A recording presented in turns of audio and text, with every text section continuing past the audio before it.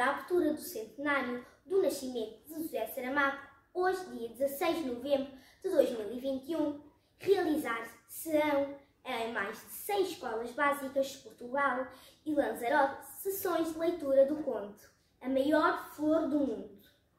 Livro este recomendado para o 4º ano. A nossa escola é uma dessas escolas participantes no evento. Vou ler A Maior Flor do Mundo. A maior flor do mundo.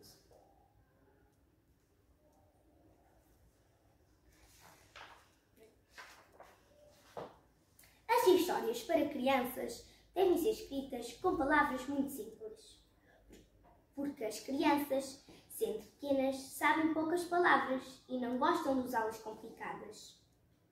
Quem me dera saber escrever essas histórias, mas nunca fui capaz de aprender, e tenho pena. Além de ser preciso saber escolher as palavras, faz falta um certo jeito de se contar, uma maneira muito certa e muito explicada, uma paciência muito grande. E a mim, falta-me pelo menos a paciência, do que peço desculpa.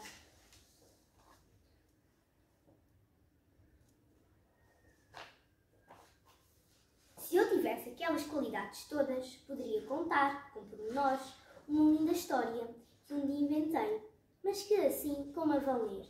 É apenas o resumo de uma história que em 2 palavras se diz. Que me seja desculpada a vaidade se eu até cheguei a pensar que a minha história seria a mais linda de todas, as que se escreveram desde o tempo dos contos de fadas e princesas encantadas. Há quanto tempo isso vai?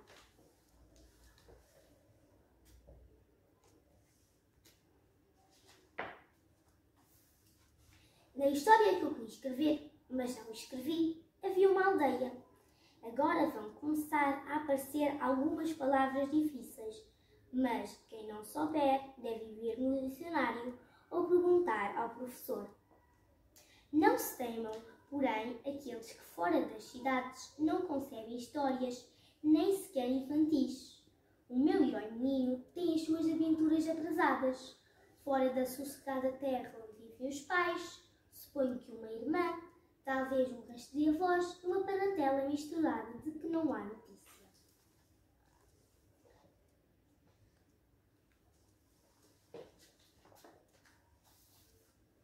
Logo na primeira página, sai o menino pelos fundos do quintal e, de árvore em árvore, como um pintacilgo, desce ao rio e depois por ele abaixo. Naquela vagarosa brincadeira com o tempo alto, largo e profundo da infância a todos nós permitiu.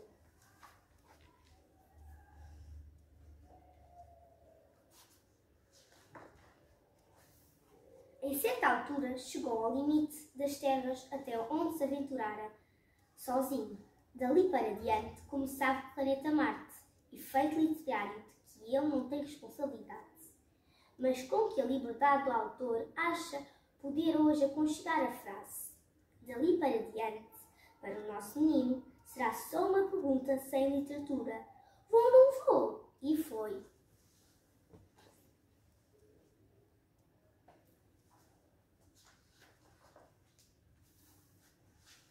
O rio fazia um desvio grande, afastava-se, e de rio ele estava já um pouco farto, tanto que o via desde que nascera.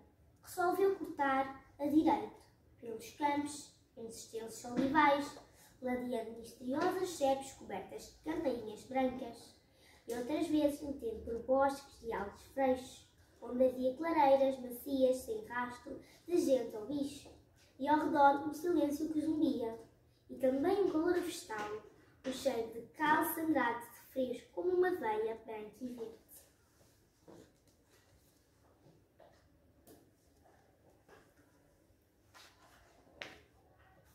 Oh, que feliz é o menino! Andou, andou, foram rareando as árvores. E agora havia uma charneca rasa, de mato ralo e seco, e no meio dela uma inóspita colina redonda, como uma tigela voltada. Deu-se o menino ao trabalho de subir a encosta, e quando chegou lá acima, que viu ele?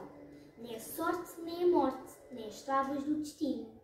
Era só uma flor, mas tão caída, tão murcha, que o menino se achegou de cansaço. E como este menino era especial de história, achou que tinha de salvar a flor. Mas que é da água? Ali, no alto, nem pinga. Cá por baixo, só no rio, e esse que longe estava. Não importa.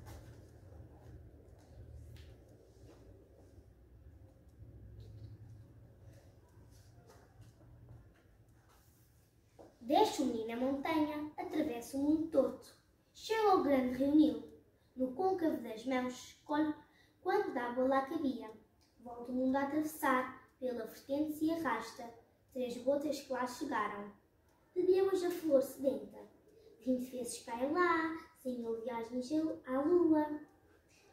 O sangue nos pés caldos, mas a flor aprumada já dava cheiro no ar. E como se fosse um carvalho, deitava sombra no chão.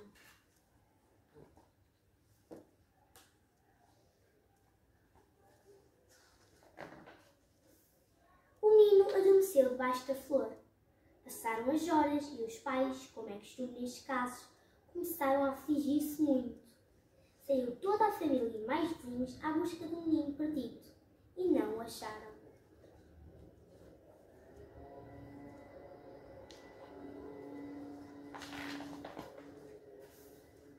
Colheram tudo, já em lágrimas tantas, e era quase só o pôr quando levantaram os olhos e viram ao longe uma flor enorme que ninguém se lembrava que estivesse ali. Foram todos de carreira, subiram a colina e deram com o menino adormecido.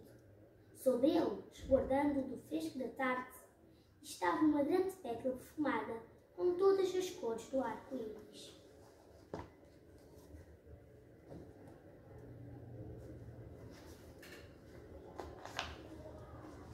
Este menino foi levado para casa, rodeado de todo o respeito, como obra de milagre.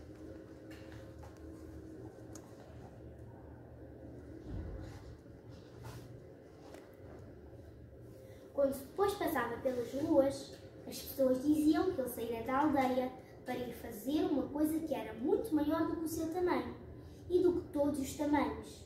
E essa é a moral da história.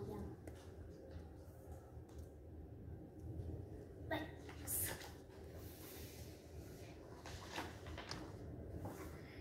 este era o conto que eu queria contar. Tenho muita pena de não saber escrever histórias para crianças, mas ao menos ficaram sabendo como a história seria e poderão contá-la de outra maneira, com palavras mais simples do que as minhas. Talvez mais tarde venham a saber escrever histórias para as crianças. Quem sabe se um dia virei a ler outra vez esta história, escrita por ti, que me lês, mas muito mais bonita.